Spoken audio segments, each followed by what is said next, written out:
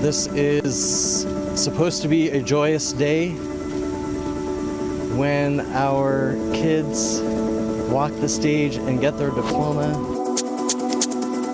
Incredibly tragic that someone decided to bring a gun to this incident and rain terror on our community. I'm tired of seeing people get shot. Is nothing sacred any longer? Is nothing sacred any longer? We've arrived in a place where this world is upside down. When do we say enough is enough?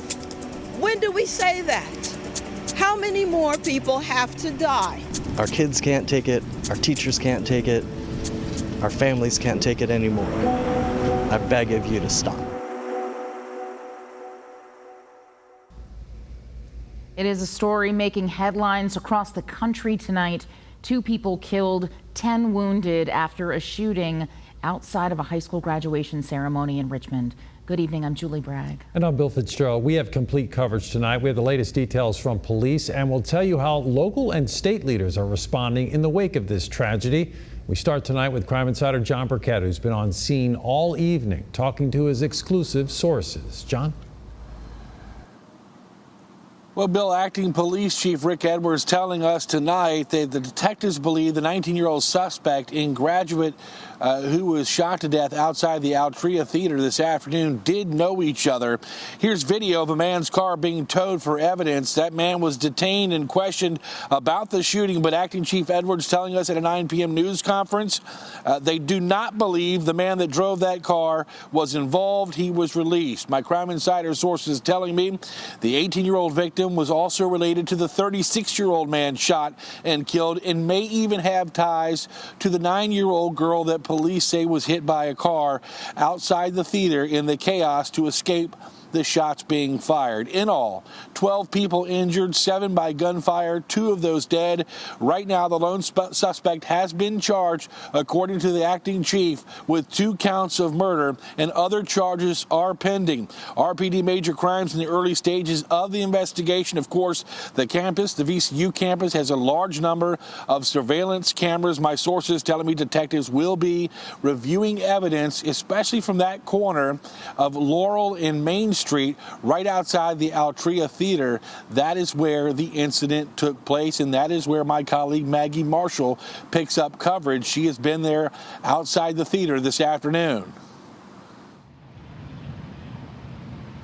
Yeah, John, we really heard from Richmond Police Chief Rick Edwards just a little while ago, and he said this is a day that they have been planning for, but a day that they prayed would never come. He really, in that press conference, gave us some insight into the impact of those people directly impacted by the shooting. In total, he says that 7 total people were shot. Their ages range from 14 to 58. Of those 7, 2 people have died. They say 1 person is in life-threatening condition and the other 4 have non-life-threatening injuries. Now, officials say that a Huguenot High School graduate and a 36-year-old man are the 2 people that lost their life. In the chaos, they also say a 9-year-old was struck by a car and is in non-life-threatening condition tonight. Now, Chief Edwards says this has been a very traumatic day for everyone involved in this incident, and the city as a whole is impacted by an event like this. This should have been a safe space. People should have felt safe at a graduation. It's disgusting and cowardly behavior because even if you're discharging a firearm at a person you're trying to hit, when you have a crowd like this, innocent people are going to be caught up in the mayhem, and that's what happened today. And police have reopened Monroe Park here. It was blocked off for roughly 5 hours as they completed their investigation following this shooting. I'm told that the police chief and the mayor plan to have a press conference to give more details tomorrow. All right, Maggie, thank you so much for your part of our coverage. Hundreds of people were in attendance at Huguenot's graduation, and the shooting caused many to run for cover. Our Elizabeth Holmes explains what witnesses say they saw and heard in the moments leading up to the shooting. Elizabeth? Yeah, we spoke with several witnesses, and they all said they are shaken by what they experienced. But one story that we heard today really highlights just how tragic today was. This was supposed to be an exciting day. We talked to a woman named Naomi Wade. She was out here in front of the Altria Theater selling flowers, selling gifts, teddy bears with her mother for the graduates of Huguenot High School. And she said before the graduation, people were coming up buying those gifts. They were smiling. They were excited to see these graduates cross the stage. Shortly after the graduation, she said people were outside. Some of them had balloons, again, smiling, having a great time. And then she heard at least 20 shots ring out. She said people started screaming and running for their life. They ran toward her tent where she was at. She said that she crowded over her mother to make sure that she would not be trampled. She said both of them were fearing for their life. Now, we also heard from someone who had their vehicle struck by a stray bullet and someone who said they may know one of the victims. Take a listen. Yes, everyone literally started running for their lives, trampling each other, trampled me, trampled our whole entire stand, everything, all of our stuff was broken. Everyone was fleeing, scared. I had to go find the car first, and my husband told me it was hit. I come to find out that my nephew's friend's father was one of the victims. So it's just definitely shaking everyone up. Definitely shaking everyone up. Absolutely devastating. And as my colleagues John Burkett and Maggie Marshall said, a 9-year-old was hit by a car in that chaos. They were treated on the scene and then transferred to a hospital. And a lot of witnesses said that they heard people screaming, crying here on the ground, having panic attacks.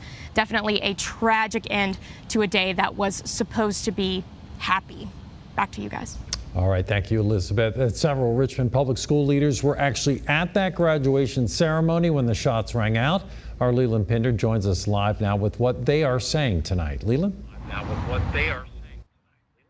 Yeah, well, Bill, as Elizabeth just said, what should have been a really happy day, one of the best and most exciting moments of these students' lives so far, marred by gun violence and really just turned upside down. As far as the school division goes, we can tell you, out of an abundance of caution, all RPS schools will be closed tomorrow, and all remaining graduations with RPS have been canceled this week and will be rescheduled for next week. More details will be forthcoming, according to the district. Now, city leaders joined multiple school board members here for a press briefing earlier in the day. One board member, Kenya Gibson, issued a statement saying, among other things, that she is devastated and what happened today is unfathomable. I also talked to school board member Jonathan Young, who was actually here when the shots rang out. He called what happened today disgusting. We also heard from the superintendent, Jason Camrus. We're failing as leaders. I don't know any other way to say it. When we continue to tolerate the intolerable, we are failing. And it really is offensive to me. It disgusts me to my core. I don't have any more words on this. I'm tired of seeing people get shot, our kids get shot, and I beg of the entire community to stop, to just stop. Our kids can't take it, our teachers can't take it, our families can't take it anymore. And of course, officers from several agencies were here on the scene throughout the day. But at this point, if you take a look around, you can see their presence is no longer here at the scene. And Monroe Park has been reopened. All of that crime scene tape has been taken down. Live in Richmond, Leland Pinder, CBS 6 News. Thank you so much, Leland. And Richmond activists are coming together to support those impacted by this tragedy. Our Joy Foltz spent hours at VCU Medical Center as victims were taken there, and she joins us live from the hospital with what she's heard. Joy? Julie, just a truly heartbreaking scene. Words can't even begin to describe the shattering feelings and sounds coming from family and friends of the victims showing up to the hospital to check the condition of their loved ones. Now, we first arrived at the hospital around 5:40 p.m. We saw several ambulances leave. We saw multiple medical staff run towards the emergency entrance where VCU police were coordinating ambulances.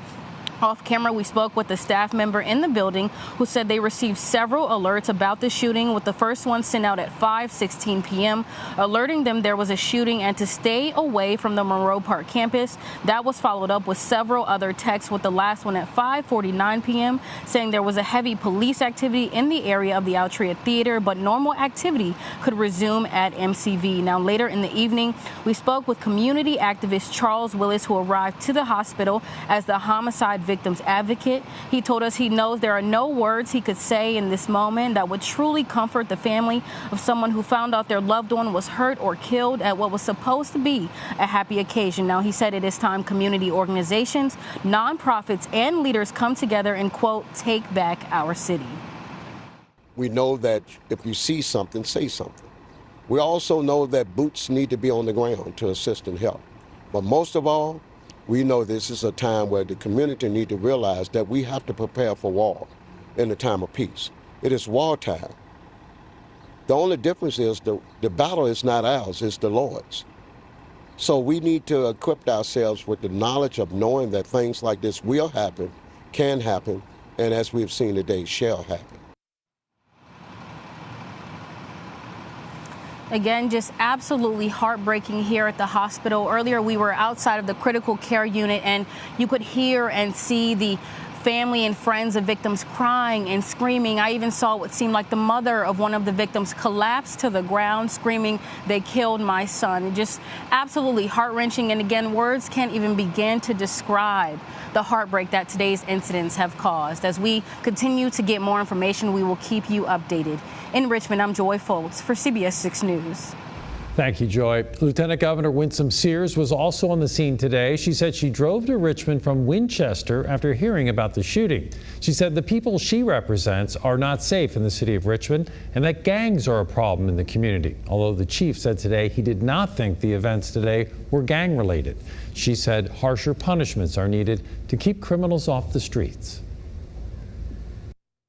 When do we say enough is enough? When do we say that? How many more people have to die before we say, you're going to jail? We're going to lock you up, and there's not going to be any bail. Sears also called on city and state leaders to hold people accountable for the crimes they commit.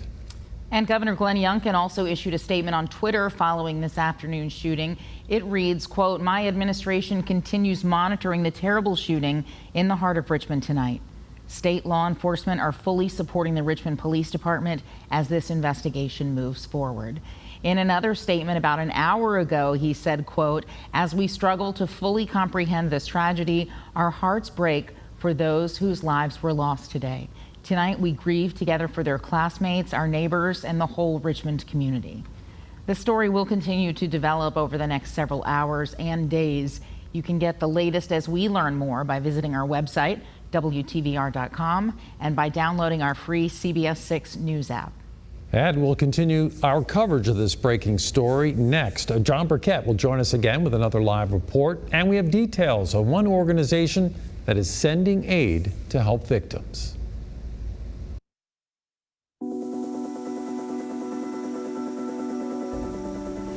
We continue to follow breaking news out of Richmond. 2 people killed, 10 others injured after a shooting outside a high school graduation ceremony in the heart of Richmond. Our crime insider John Burkett has been on the scene all evening and joins us now with the latest. John.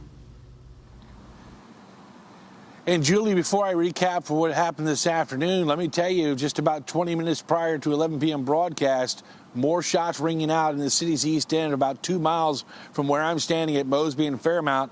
My Crime Insider source is telling me 2 juveniles hit there. An hour before that, over on our street, another juvenile shot in the torso.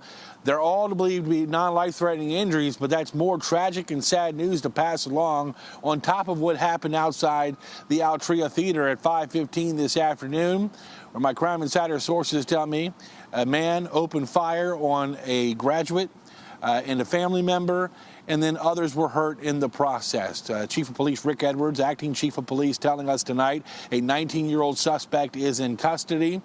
He has been charged so far with 2 counts of murder. More charges are pending.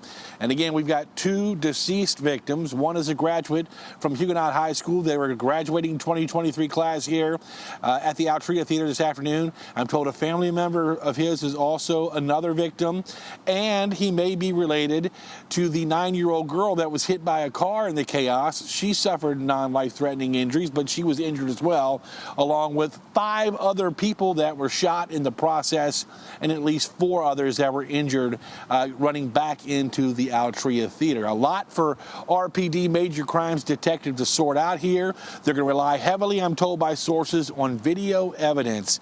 And they're asking folks out there, if you live in the area, if perhaps VCU students were in their dorm rooms, I know it's summer break and some of them have gone home already, but if they have video, to please contact RPD and give them that video so they can work things out and try and finalize this investigation, which certainly will be a lengthy investigation on RPD's part.